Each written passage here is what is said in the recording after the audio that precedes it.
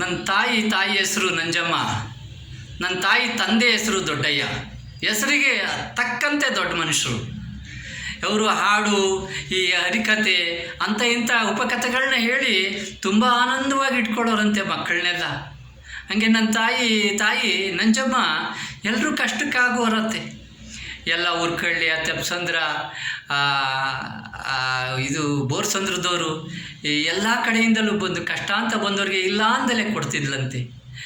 ಆಮೇಲೆ ಎಲ್ರಿಗೂ ಇವಳು ಕಂಡ್ರೆ ಇಷ್ಟ. ಹೊರಗಡೆ ಎಲ್ಲ ಭಾಳ ಗೌರವ ಇತ್ತು, ಆದರೆ ಒಳಗಡೆ ಇಲ್ಲ, ಬರೀ ಜಗಳ. ಹುರ್ಕೊಂಡು ತಿನ್ನಾರಂತೆ ಪಾಪ. ನೋಡಿ, ಎಷ್ಟೇ ದೊಡ್ಡವರಾದರೂ ಕರ್ಮ ಬಿಡೋದಿಲ್ಲ ಅನ್ನೋಕ್ಕೆ ಅವರೇ ನಿಜವಾದ ಉದಾಹರಣೆ. ಯಾಕೆ ಹುಡ್ತಾನೋ ಈ ಭೂಮಿ ಮ್ಯಾಲೆ ಮಾನವ, ಹುರ್ಕೊಂಡು ಹೊಡ್ಕೊಂಡು ಬೈಕೊಂಡು ಬೈಸ್ಕೊಂಡು, ಹುರ್ಕೊಂಡು ಹೊಡ್ಕೊಂಡು ಬೈಕೊಂಡು ಬೈಸ್ಕೊಂಡು, ಹಿಂದೆಂದೋ ಮಾಡಿದ ಕರ್ಮವ ಕಳ್ಕೊಳ್ಳೋಕ್ಕೆ ಪಡ್ಕೊತಾನೆ ಈ ಜನ್ಮವ ಅಲ್ವಾ.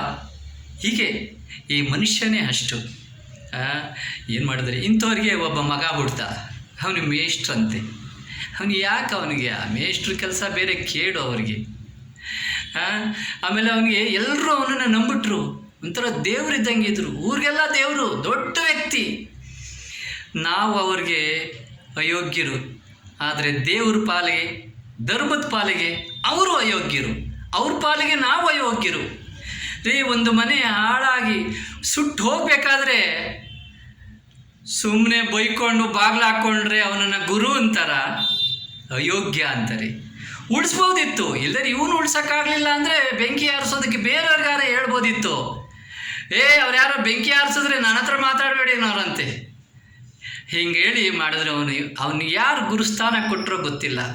ಗುರು ಆಗೋದಕ್ಕೆ ಅವರು ಯೋಗ್ಯರೇ ಅಲ್ಲ. ಗುರು ಅಂದರೆ ಏನು ರೀ?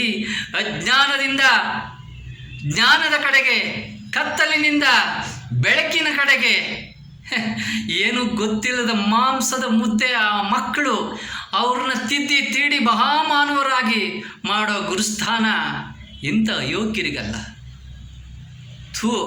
ಇಂಥವ್ರು ನೋಡೇ ಆ ಸರ್ವಜ್ಞ ಹೇಳಿರೋದು, ಮೂಡಂಗೆ ಗುರುತನವು, ಕೇಡಂಗೆ ಹಿರಿತನವು, ನಾಡ ನೀಚಂಗೆ ಅಧಿಕಾರ ಕೊಟ್ಟರೆ ನಾಡೆಲ್ಲ ಕೇಡು ಸರ್ವಜ್ಞ. ಇಂಥ ಯೋಗ್ಯರಿಗೆ ಅಲ್ಲ ಆ ಗುರುಸ್ಥಾನ. ಇವ್ರು ಕಾಪಾಡ್ಬೋದಿತ್ತು. ಈಗ ಯಾವುದಾದ್ರು ಒಂದು ಪ್ರಾಣಿ ಹಠ ಮಾಡಿದ್ರೆ ಮೂಗ್ದಾರ ಆಗ್ತದೆ, ಮೂಗ್ದಾರ ಬಿಚ್ಚಿ ಓಡಿಸ್ಬಿಡ್ತೀರಾ? ಅದನ್ನು ಕಟ್ಟಾಕಿ ತನ್ನಗೆ ಹೇಗೆ ಬೇಕೋ ಅದನ್ನು ಸರಿಪಾಡ್ಕೊಳ್ಳೋದಿಲ್ಲ. ಹಂಗೆ ಇದಲ್ಲ, ಇವ್ರ ಗುರು ಅಲ್ವಲ್ಲ, ಇವರು ಅಯೋಗ್ಯರು. ಅವರ ಆತ್ಮವಿಮರ್ಶೆ ಮಾಡ್ಕೊಳ್ಳಿರಿ, ಆತ್ಮಾವಲೋಕನ ಮಾಡ್ಕೊಳ್ಳಿ. ತಾನು ಮಾಡಿದ ತಪ್ಪು ಅನ್ನೋದು ಅವ್ರಿಗೆ ಗೊತ್ತಾಗಲಿ. ಗೊತ್ತಾಗಲಿ ಅಂತಲೇ ಈ ಮಾತು ಹೇಳ್ತಾ ಇರೋದು ರೀ. ಪಶ್ಚಾತ್ತಾಪಕ್ಕಿಂತ ಪ್ರಾಯಶ್ಚಿತ ಇಲ್ವಂತೆ. ನೀವು ಮಾಡ್ಬೋದಿತ್ತು, ಮಾಡಲಿಲ್ಲ. ಯಾಕೆ ಹೇಳಿ? ನೀವು ಅಯೋಗ್ಯರು. ಹೀಗೆ ಅಲ್ವಾ? ಅವನ ಹೆಂಡ್ತಿನೂ ಅಷ್ಟೇ ಈ ಥರ ಅನ್ಯಾಯ ಮಾಡೋದಕ್ಕೆ ಪೂರಕವಾಗಿ ಸಹಾಯ ಮಾಡಿದೋಳು. ಎಲ್ಲ ಪಾಪದ ಹೊರೆ ಅವಳೇ ಹೊರಬೇಕು. ತುಂಬ ಹೀನಾಯವಾಗಿ ನೋಡ್ತಿದ್ರು. ಹಾಗೇನೆ ಏನಂದರೆ, ಈಗ ಆ ಪಾಪ ಸ್ಕಳ್ಳಿ ಪಕ್ಕೆಗೆ ತಗಲಿ ಬಾಧೆ ಬಂದಾಗ, ನೋವಾದಾಗ, ಕೇಡಾದಾಗ ಏನು ಮಾಡ್ತಾರೆ ಹೇಳಿ? ಮನೆ ದೇವ್ರಿಗೆ ಹೋಗ್ತಾರಂತೆ. ಹಂಗೆ ಇವರು ಮೋಟಮ್ಮನ ಮರೆಗೆ ಹೋದರು. ಮಾಡಿದವ್ರ ಪಾಪ ಆಡ್ದವ್ರ ಬಾಯಲ್ಲಿ ಅಂತ ಆ ಭವಿಷ್ಯ ಹೇಳಿದಂತೆ, ನೀವು ಒಂದು ಹೆಣ್ಣು ಕಣ್ಣೀರು ಹಾಕ್ಸಿದ್ದೀರಿ, ಅದಕ್ಕೆ ನಿಮ್ಮ ಹೆಣ್ಣು ಮಕ್ಕಳೆಲ್ಲ ಈ ಥರ ಕಣ್ಣೀರು ಹಾಕ್ತಾರೆ, ಹಾಳಾಗ್ತಾ ಇದ್ದಾರೆ ಅಂತ ಅಲ್ವಾ? ಎಲ್ಲೂ ಬಿಡಲ್ಲ ರೀ ಕರ್ಮ. ಬೂದಿ ಮುಚ್ಚಿದ ಕೆಂಡದಂತೆ ಸುಡ್ತದೆ ಅಲ್ವಾ ಹೇಳಿ? ನಮ್ಮ ಕೈಲಿ ಏನಿದೆ? ಎಲ್ಲ ದೈವಲೀಲೆ. ನೀವು ಮನೆ ಹೇಳ್ರು ನಿಮ್ಗೆ ಅದಕ್ಕೆ ಮನೆ ಹಾಳಾಗುತ್ತೆ. ಆಮೇಲೆ ಬಂದರು, ಏನು ಮೋಟಮ್ಮನ ಅತ್ತೇನದೇನು, ಆ ಗಾಡೀಲಿ ಕರ್ಕೊಂಡೋಗೋದೇನು, ಬಿಡೋದೇನು, ಅವನು ಚಿಕ್ಕವನು, ಅವನು ಮೇಷ್ಟ್ರಾಗೋದಕ್ಕೆ ಅಯೋಗ್ಯ. ಅವನು ಏನೋ ನಮ್ಮ ಅಪ್ಪನ ಹತ್ರ ದುಡ್ಡೆಲ್ಲ ಇಸ್ಕೊಂಡಿದ್ದಾನೆ.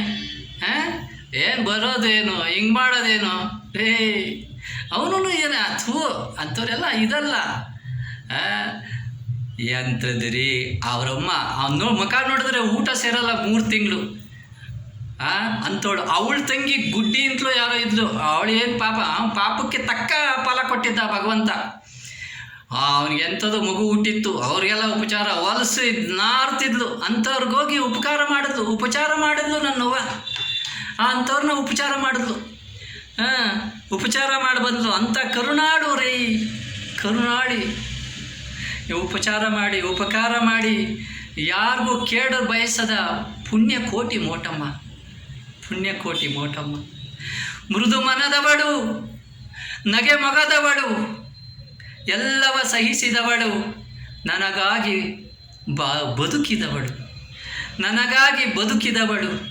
ಜಗದ ಜಾನಕಿಯಂತೆ, ದಮಯಂತಿಯಂತೆ, ಕುಂತಿಯಂತೆ, ದ್ರೌಪದಿಯಂತೆ ಬಾಳು ಬಂದಂತೆ ಸ್ವೀಕರಿಸಿದವಳು. ಎಂತಳ್ವ ಪುಣ್ಯಕೋಟಿ ಮೋಟಮ್ಮ. ನಿಜವಾಗ್ಲೂ ಅವಳು ಈ ಒಂದು ಹಾಡಿದೆ, ಹೇಗೆ ಹೇಳಿ? ಬಂದದ್ದು ಬರಲಯ್ಯ, ನಿನ ಕೃಪೆಯೂ ಇರಲಯ್ಯ, ಕಂಡದ್ದು ಬ್ಯಾಡಯ್ಯ, ನೀ ಕೊಟ್ಟಿದ್ದೇ ಸಾಕಯ್ಯ. ನಿನ ಕರುಣಾಮೃತವಿರದ ಪಂಚಾಮೃತ ಬ್ಯಾಡಯ್ಯ, ನಿನ ಕೃಪೆಯ ಅಮೃತವಿರುವ ಒಣರೊಟ್ಟಿಯೇ ಸಾಕಯ್ಯ. ನಾನು ನನ್ನದು ನನ್ನವರೆಂಬ ಹಳೆರಾಗವ ಮರೆಸಯ್ಯ, ನೀನು ನಿನದು ನಿನ್ನವರೆಂಬ ಹೊಸ ರಾಗವ ಕಲಿಸಯ್ಯ.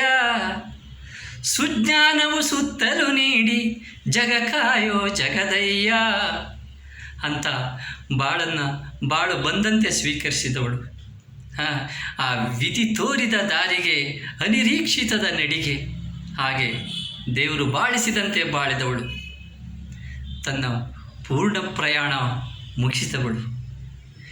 ಎಲ್ರಿಗೂ ಯಾವ ಕೇಡನ್ನೇ ಬಯಸದೆ ಎಲ್ರಿಗೂ ಉಪಚಾರ ಮಾಡಿದ ಪುಣ್ಯಕೋಟಿ ಮೋಟಮ್ಮ, ಪುಣ್ಯಕೋಟಿ ಮೋಟಮ್ಮ.